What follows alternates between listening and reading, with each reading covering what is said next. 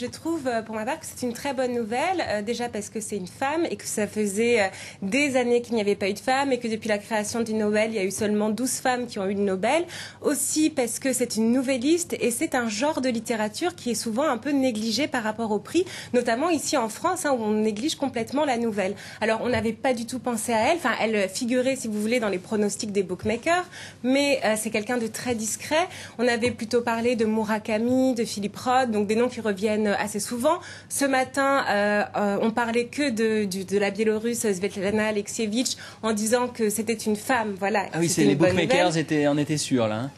Oui, les bookmakers en étaient complètement sûrs. Ils disaient c'est une femme. En même temps, c'est quelqu'un qui écrit sur le monde, qui écrit sur la politique, et c'était quelque chose qui plaisait au jury. Aussi parce qu'elle était à la fois engagée sans être non plus dans des lignes rouges. Et finalement, voilà, c'est Alice Munro qui est désignée. C'est le triomphe de la littérature d'une œuvre, donc d'une auteure canadienne qui a maintenant 83 ans, qui est admirée partout dans le monde, notamment par Philip Roth et Joyce Carol Oates qui étaient aussi dans la course et qu'on connaît en France depuis assez longtemps, avec notamment un recueil qui a été publié récemment qui s'appelait Trop de bonheur, dont j'avais parlé ici, des histoires, surtout des histoires de famille, de mariage qui tournent mal, des personnes qui pensent comprendre quelque chose de la vie et qui en fait se prennent leur réalité en pleine figure.